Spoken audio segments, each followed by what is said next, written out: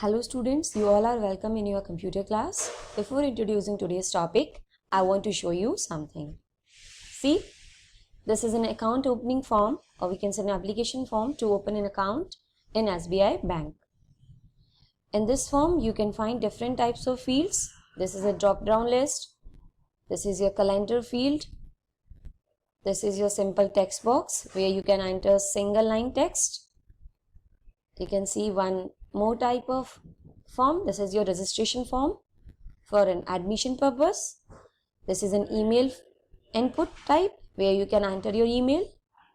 Likewise, I hope you get what topic we are going to cover in today's class. So today's topic is HTML forms. So we will use HTML to create different kind of forms. HTML stands for Hypertext Markup Language. We already know this language is used to create the web pages, just like this one. This is also a web page, right? And we also get the idea about forms. Forms are basically used to collect the information from the users, right? And when you you want to take admission in APS Mathura, and everything is in online mode. So how you will get your admission? So you have to fill the admission form. Which form you will fill? You will fill the admission form, right? You will fill the admission form, which is available on the site of APS Mathura. Okay? And when you click on submit button, that data will goes to the server site. See, as we know, HTML is a tagging language, right? Everything we do with the help of text. So we will create a form using this form element or a form tag. This is basically in container tag because it has both tags, opening tag as well as closing tag. Inside that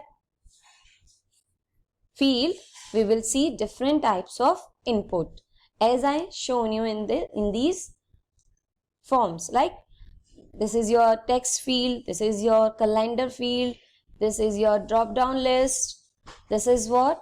This is your checkbox.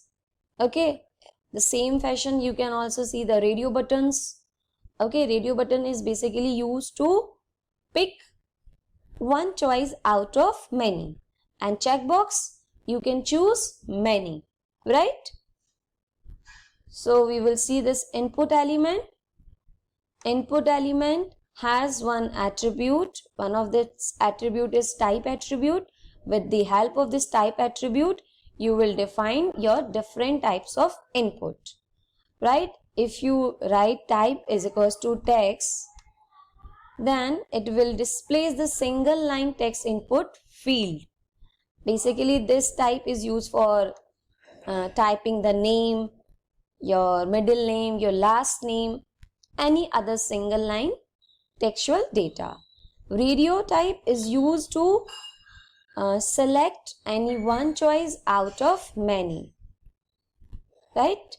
And this checkbox also used to pick many out of many. So we will see one by one. This is type, input type is equals to text. We will see here only.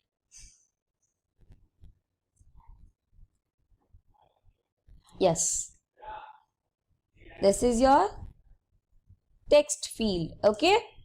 And this is what? This is the label. We will see how we can create a code. So there is a coding behind this form which we have created with the help of HTML. So first we have to define the form tag inside the body tag, right? Inside this form tag, we use different type of elements. So first element which we have used here is label element, right? You can see the first name is just a label. that is only for displaying purpose. You can't do anything with this first name. It's only for to show. Then the second element is the input element, where we choose type as a text to get the name of that user. Again, we have a second label, that is last name, and after label we use the input type as a text to get the last name from the user in input. Okay, in this way we can create our form, but this form is incomplete until we use a button itself, right? So you can see I am using input type is equals to submit. So this is my submit button which I am using, and I am giving the name as submit to this button. Okay,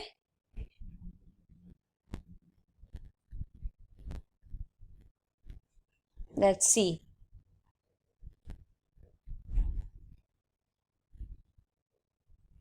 Here you can find this submit button exists. Okay, in this way you submitted your work. Okay, other topics, other types of this input element we will cover in the next class. Thank you, bache. Have a nice day.